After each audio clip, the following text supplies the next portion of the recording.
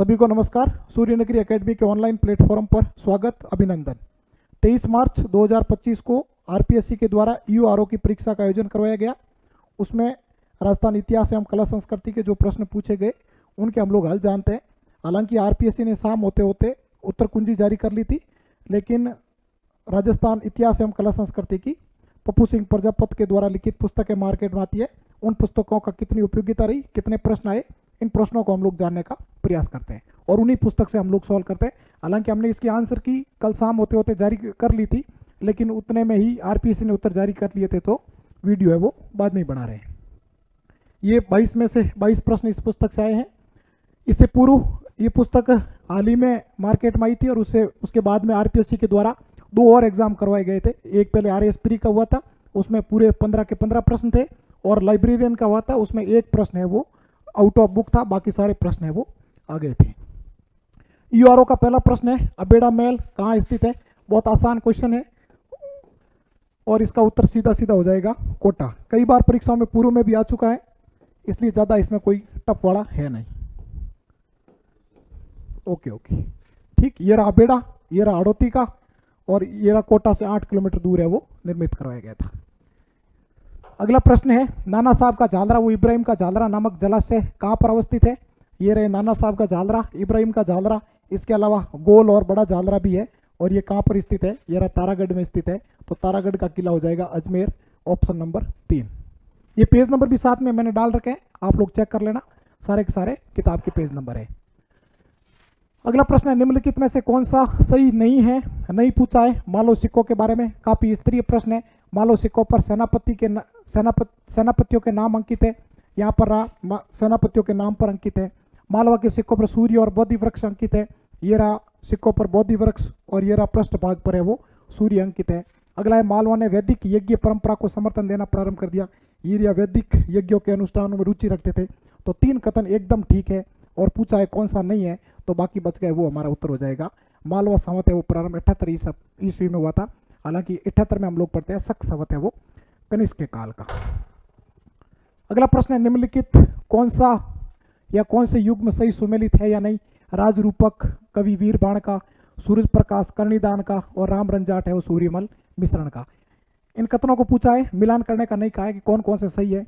तो ये रहा वीर बाण का, राजरूपक, सूर्यमल मिश्रण का, राम रंजाट, और ये रही कर्णिदान की सूरज प्रकाश। इसका मतलब है कि तीनों के तीनों सही है, और सही सुमेलित पूछा है तो उत्तर हो जाएगा 1, 2, अ, ब, स तीनों। अगला प्रश्न है, प्रजामंडल आंदोलन के संबंध में निम्नलिखित कथनों पर विचार कीजिए एवं निम्नलिखित में से सही विकल्प को चुनिए। पहला कथन है, भूपेंद्र त्रिवेदी के अथक प्रयासों से बांसवाड़ा प्रजामंडल की स्थापना हुई है। दूसरा है, कृष्ण दत्त पालीवाल की अध्यक्षता में, देखो यहाँ पर तो पूछा है संस्थापक का, और यहाँ पर लिखा इन्होंने अध्यक्षता का, तो ये सारे के सारे संस्थापक लिखे हुए हैं और ये सारे के सारे अध्यक्ष लिखे हुए हैं। तो धौलपुर में किसका पूछा, धौलपुर में अध्यक्ष पूछा है, अध्यक्ष हो जाएगा कृष्णदत्त पालीवाल। इसका मतलब है कि कथन 2 है वो ठीक है। पहला है, बांसवाड़ा का पूछा है, संस्थापक पूछा है, ये रहा बांसवाड़ा, और बांसवाड़ा में संस्थापक, ये रही संस्थापक वाली लाइन भूपेंद्र नाथ त्रिवेदी। अतः दोनों के दोनों सही है, और दोनों सही है, ऑप्शन नंबर हो जाएगा 4। सत्य पूछा है, हो जाएगा। अगला, निम्नलिखित में से कौन सा या कौन से पुरुषों के वस्त्र नहीं है। इसका मतलब है कि कोई 1-2 है या कोई 1-2 है नहीं। तो जामा है, चोगा है, अंगरखी है, ये रहे अंगरखी, ये रहा चोगा, और ये रहा जामा। इसका मतलब है कि 3 तो है, तो है कौन सा नहीं, द नहीं है, इन्होंने नहीं पूछा है, तो उत्तर हो जाएगा केवल द, 1 नंबर उत्तर। अगला प्रश्न है, कौन से युग में सही सुमेलित है। त्यागभूमि हीरालाल शास्त्री, अखंड भारत जयनारायण व्यास, आर्य मार्तंड है वो राम सहाय शर्मा। ये रहा आर्य मार्तंड, ये बेटे पंडित राम सहाय शर्मा, ये रहे जयनारायण व्यास, और जयनारायण व्यास का अखंड भारत, ये रहा अखंड भारत। त्यागभूमि हरिभाऊ उपाध्याय का। इसका मतलब है कि एक गलत हो गया, हीरालाल शास्त्री का नहीं है, बाकी दोनों के दोनों सही है। इसका मतलब ब और स सही है, ब और स उत्तर नंबर हो जाएगा 2। अगला प्रश्न है, जहूर खां मेवाती किस लोकवाद्य के पारंगत कलाकार थे। ये रहे भपंग, और ये रहे अपने जहूर खां मेवाती। सीधा सीधा उत्तर हो जाएगा 1 नंबर। अगला, राजस्थान के 8 पुरातात्विक स्थलों के विषय में निम्नलिखित में से कौन सा कथन असत्य है। पहला है, ताम्रपाषाण, कुल्हाड़ी, अंगीठी, चूड़िया इत्यादि यहाँ से प्राप्त हुई है। यहाँ पर आप लोग देखेंगे तो अपने को मिल जाए ये रही कुलाड़ी, चूड़िया, अंगीठी। अगला है आड़ अपने कांस्य के प्रचुर भंडार के लिए प्रसिद्ध था। कांस्य का नहीं है, तांबे के भंडार है, तो यहाँ पर कोई प्रमाण है नहीं इसका, क्योंकि ये कांस्य युगीन नहीं है, ताम्र युगीन है। तांबे का तो यहाँ पर लिखा होगा, मैं आपको दिखा दूंगा। फिर आड़ सभ्यता बनास एवं उसकी सहायक नदियों पर स्थित है, ये अपने को मिल जाएगा। ये रही ताम्र संस्कृति, अभी मैंने कहा था, और ये है वो अपनी आयड या बेड़च, और ये रहा अपने आड़ संस्कृति बनास नदी घाटी में अवस्थित है। उसके बाद यहाँ से चावल और जंगली जानवर एवं मवेशियों के साक्ष्य प्राप्त हुए, ये बैठे चावल, और ये रहे अपने मवेशियाँ, और ये रहा देखो कृष्ण मर गया, वो जंगली जानवर है। इसका मतलब है कि कथन एक सही है, तीसरा सही है, चौथा सही है, दूसरा गलत हो गया क्योंकि ये ताम्र संस्कृति का है, तो इसका मतलब है गलत पूछा है, गलत हो जाएगा उत्तर नंबर 2। अगला, निम्नलिखित में से कौन सा या कौन से राजस्थानी लोक संगीत के सुशीर वाद्य यंत्र है? तो अलगोजा सुशीर है, सतारा सुशीर है, और नड़ सुशीर है। बपंग है वो तत्ववाद्य यंत्र है। ये रहा सुशीर वाद्य यंत्र, सुशीर में ये रहा सतारा, सतारा मिल गया, और कौन सा है? अलगोजा, और एक बच गया नड़, ये रहा नड़। तो 3 है और बपंग नहीं है, तो उत्तर हो जाएगा अ, स और द, अ, स और द।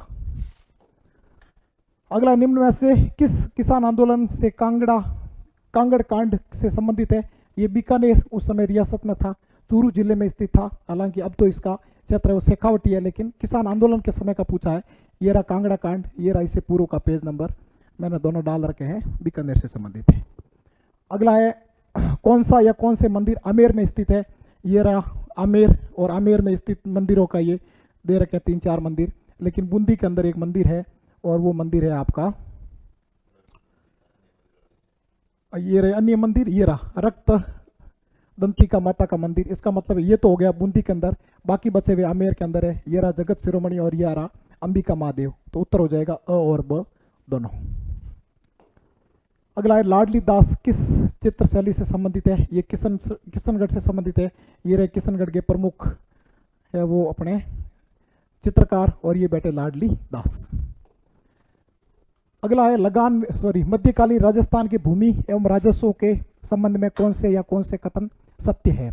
बहुत बढ़िया प्रश्न पेपर में प्रश्न पूछा गया, उसमें से एक है, उपजाऊ भूमि माल और पहाड़ी भूमि मगरा कहलाती थी। ये रही माल भूमि है वो काली उपजाऊ भूमि, और ये रही मगरा भूमि है वो पहाड़ी क्षेत्र की। इसका मतलब पहली बात तो सही है। दूसरी है, सर्दी में पैदा फसल सियाड़ू, वो गर्मी में पैदा होने वाली फसल है वो उनाड़ कहलाती है। इसके संबंध में बाद में बात करूंगा। अगला है, उपज पर कर का निर्धारण लाटा एवं कुंता। ये रहा लगान निर्धारण की, ये रहा लाटा, और ये रहा कुंता। आरपीएससी ने इसके तीनों कथन सही माने हैं, लेकिन ये दूसरा कथन सही नहीं है, दूसरा कथन गलत है। इसको आप लोग चुनौती दे सकते हैं। आरपीएससी ने इसका उत्तर माना है 4 नंबर, जबकि इसका सही उत्तर है 1, ए और अ और स। इसका मतलब ये उत्तर सही है, इसका प्रमाण हमारे पास उपलब्ध है। ये ऑथेंटिक बुक है जिसमें उनाड़ू की साख और सियाड़ू की साख को दर्शाया गया है। इसमें साफ साफ लिखा हुआ है, आसोस कार्तिक में बोई जाकर चैत्र वैशाख तक काटी जाने वाली फसल को क्या कहा जाता है? उनाड़ू कहा जाता है। चैत्र वैशाख हम लोग जानते हैं कि मार्च के महीने के आसपास आता है। इसका मतलब जो ही गर्मी आती है और जिसको काटते हैं उसी को नाम से हम लोग जानते हैं। गर्मी आई, गर्मी को हम लोग उनाड़ू कहते हैं, तो गर्मी आई और काटी उसको हम लोग क्या कहेंगे? उनाड़ू। और ये रहा सियाड़ू। हाँ, उपज गेहूं वगैरह ये तो है ही है। बाकी हम लोग ज्योग्राफी में पढ़ते हैं कि खरीफ की फसलों को और रबी की फसलों को हम लोग इन नामों से जानते हैं।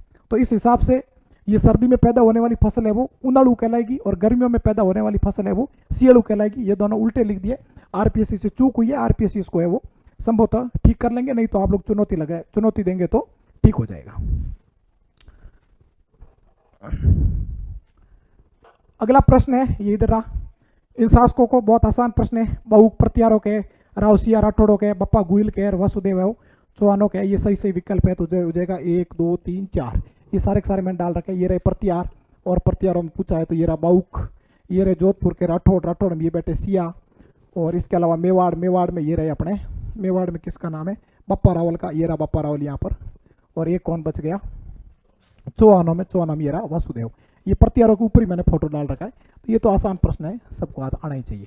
निम्न में से कौन व्रत राजस्थान के एकीकरण के लिए गठित राजस्थान आंदोलन समिति का अध्यक्ष था? बहुत बढ़िया प्रश्न था, और ये सारी की सारी इससे संबंधित है वो समितियां वो दे रखी है। ये रही राजस्थान आंदोलन समिति, और ये रही अध्यक्ष राम मनोहर लोहिया। यहाँ पर वस्तुनिष्ठ वाली किताब में भी और अलग से भी दे रखा है। राम मनोहर लोहिया की अध्यक्षता में गठित राजस्थान आंदोलन समिति के प्रयासों के चतुर्थ चरण में जयपुर, जोधपुर, बीकानेर, जैसलमेर जैसी बड़ी रियासतों को संयुक्त राजस्थान में विलय कर लिया गया। ये मैंने पेज नंबर भी डाल रखा है। ये अन्य भी समिति है वो बार बार परीक्षाओं में पूछी जाती है। अगला, निम्न में से किस ब्रिटिश अधिकारी ने बूंदी के शासक राव राजा बिशन सिंह पर दबाव डालकर सती प्रथा के विरोध में वातावरण तैयार करने में सफलता प्राप्त की है? ये प्रश्न भी थोड़ा विवादित प्रश्न है, हालांकि ऐसा कहीं पर भी किसी ऑथेंटिक किताबों में नहीं मिला है। जब कल आंसर की आ गई तो उसके बाद में इसको काफी ढूंढा गया, लेकिन किसी भी ऐसी किताब के अंदर स्पष्ट जानकारी नहीं मिली है जहां पर कर्नल जेम्स टॉड की भूमिका को चिन्हित किया गया हो। लेकिन उत्तर आरपीएससी ने कर्नल जेम्स टॉड माना है। लेकिन एक ऑथेंटिक किताब है उसमें यह प्रमाणित जानकारी मिली है कि कैप्टन रिचर्डसन ने खरीदा भेजा था और सती प्रथा रोकने के कानून बनाने के निर्देश दिए थे। फिर ब्रिटिश कंपनी ने सभी अभी प्रत्यक्ष हस्तक्षेप की नीति में विरोध में थी और बाद में है वो इस अधिकारी को और फिर बाद में जयपुर पॉलिटिकल एजेंट की अध्यक्षता में एक कमेटी भी गठित की थी। और हालांकि इसका प्रमाणित तो उत्तर तो नहीं मिला, लेकिन अगर प्रमाणित कर्नल जेम्स टॉड को डिलीट करवाना तो एक प्रमाण है कि रिचर्डसन को लेकर हम लोग चुनौती दे सकते हैं। हाँ जी, हाँ हमारी बुक में रिचर्डसन नहीं लिखा हुआ है और ये ऑथेंटिक सोर्स सही लिया हुआ है। ये पूरी जानकारी इसमें रही है, रिचर्डसन ने प्रयास किए। इसको लेकर भी आप लोग है वो इसको प्रमाण लेकर चुनौती दे सकते हैं, इसको सवाल को डिलीट करवा सकते हैं, क्योंकि कर्नल टॉड का कहीं पर जिक्र है नहीं। अगर कर्नल टॉड का कहीं पर भी लिखा होता, हालांकि जब रोक लगी है तब कर्नल जेम्स टॉड वहां पर अधिकारी के रूप में नियुक्त जरूर थे, लेकिन उनकी सती प्रथा के संबंध में सामाजिक भूमिका की कहीं पर भी स्पष्ट जानकारी नहीं है। अगला, लोक देवता कल्लाजी राठौड़ की समाधि कहां पर स्थित है? ये कल्लाजी राठौड़ की समाधि है वो चित्तौड़ दुर्ग के भैरवपाल के पास में, तो उत्तर हो जाएगा चित्तौड़ दुर्ग, ऑप्शन नंबर 4। अगला प्रश्न है रानी रंग देवी ऐतिहासिक ज्वार, ये तो खूब प्रसिद्ध है, रणथंभौर के अंदर है वो प्रसिद्ध है, रणथंभौर, उत्तर हो जाएगा 1 नंबर। अगला, निम्नलिखित में से किस मुगल सेनानायक को दिवेर के युद्ध में महाराणा प्रताप ने परास्त किया था? सुल्तान खां को है वो परास्त किया था, उत्तर नंबर हो जाएगा 2। ये रही पूरा डिटेल। डामोर जनजाति मुख्यतः निवास करती है, ये रहा डामोर, और डामोर है वो डूंगरपुर की सिमलवाड़ा तहसील के अंदर है। बहुत प्रसिद्ध सवाल है, कई बार परीक्षाओं में आया हुआ भी है। इसके अलावा ये सूची दी हुई है, इनको मिलान करना है। बाला किला हो जाएगा अलवर का, दिलवाड़ा हो जाएगा माउंट आबू का, स्वर्णकोटी हो जाएगी टोंक की, और 84 खंभों की हो जाएगी बूंदी। ये सारी की सारी जानकारी है वो यहाँ पर पड़ी है, चारों के चारों की जानकारी। तो इस प्रकार से जितने प्रश्न पूछे गए उन सब प्रश्नों की जानकारी पप्पू सिंह प्रजापत के द्वारा लिखित पुस्तक के अंदर दर्शाई गई है। ये पुस्तक है, आप लोग ऑनलाइन ऑर्डर करना चाहे तो जोधपुर के राजदीप बुक स्टोर से भी इस नंबर पर कॉल करके आप जानकारी ले सकते हैं। पप्पू सिंह जी के इनके अलावा और भी खूब सारी पुस्तकें आती है, जिनकी अभी आरपीएससी के द्वारा असिस्टेंट प्रोफेसर परीक्षा में किन किन पुस्तक से कितना कितना प्रश्न पूछे गए उसकी सारी डिटेल भी आप लोग देख पा रहे हैं। इसके अलावा पप्पू सिंह जी की किताब को ही आधार मानकर आगे मैं स्वयं इसी डिजिटल प्लेटफॉर्म माध्यम से सूर्यनगरी एकेडमी के मोबाइल ऐप के द्वारा कोर्स को पूरा वीडियो लेक्चर और किताब के अकॉर्डिंग ही पढ़ाने का प्लान किया है। तो जल्दी हम लोग इसको शुरू करेंगे। ये फीस वगैरह जब डिटेल वीडियो परिचय वीडियो देंगे तो उसमें सारा कुछ आपको बताएंगे, किस प्रकार पढ़ाएंगे, 3-4 आपको डेमो वीडियो देंगे, किस प्रकार टेस्ट होंगे, किस प्रकार वस्तुनिष्ठ होगी, किस प्रकार इन किताबों को हम लोग सहयोग के रूप में रख सकते हैं ताकि ज़्यादा लिखना नहीं पड़े। डिटेल में पढ़ने वाले विद्यार्थी है वो किताब को ही पढ़कर है वो चीज़ें क्लियर कर लेते हैं। तो एक बार इसका परिचय वीडियो आप लोग जरूर देखना, फिर उसके बाद में 3-4 डेमो देखना। अगर आपको ठीक लगे तो आप लोग हमारे साथ जुड़ना, नहीं तो फिर आप लोग किताबों से अध्ययन करके भी अपना अध्ययन है वो जारी रख सकते हैं। तो इस प्रकार से ये आज का लेक्चर था हमारा, और भी राजस्थान में जितनी सारी परीक्षाएं आयोजित होती रहेगी उन परीक्षाओं के पेपर इन्हीं किताबों को आधार मानकर प्रूफ सहित है वो आपको और दिखाते रहेंगे, और आप लोगों को इन किताबों पर भरोसा है वो हमेशा बढ़ता रहेगा, ताकि पढ़ने में भी आपको लगे कि जितने सारे हम लोग जिस परीक्षा की तैयारी कर रहे हैं वो प्रश्न है वो इतिहास एवं कला संस्कृति कम से कम है वो 80-90-100% प्रश्न है वो हम लोग ठीक करके आए। एक बात मैं फिर बताना चाहूँगा कि ज़रूरी नहीं है कि आपके पूरे के पूरे प्रश्न आए, एक आध प्रश्न कम आए, लेकिन कई बार हम लोग सुनते हैं कि सारे के सारे प्रश्न आना जरूरी नहीं है। लेकिन राजस्थान इतिहास एवं कला संस्कृति जैसे विषय के अंदर हमको 80-90% प्रश्न ठीक करने ही होते हैं। इस बात को आपको स्वीकार करना होगा, चाहे आप शॉर्ट किताबों पर भरोसा करके करते हैं तो वो आपकी मर्जी है। हमारी तो यही है कि आप लोग प्रमाणित किताबें पढ़ें, थोड़ा समय ज़्यादा लगेगा, लेकिन परीक्षा देकर आप कोई भी परीक्षा देंगे तो उसमें राजस्थान इतिहास एवं कला संस्कृति में संतुष्टि प्राप्त करेंगे। और भी सूर्यनगरी एकेडमी पर कुछ कोर्सेज लॉन्च कर रखे हैं और आपके भी अगर कोई छोटे भाई बंधु है तो भी एसटीसी की 4th ग्रेड की रीट की परीक्षा की तैयारी कर रहे हैं, उनको भी हमारे आप परिचय वीडियो के साथ या छोटे लेक्चरों के साथ जोड़ेंगे तो निश्चित रूप से एक वर्तमान में जितना सारा मार्केटिंग का चल रहा है उसको काफ़ी ढंग से ठीक करके प्रस्तुत करके विद्यार्थी हित में कार्य करने का प्रयास कर रहे हैं। और बाकी सब विद्यार्थियों को धन्यवाद।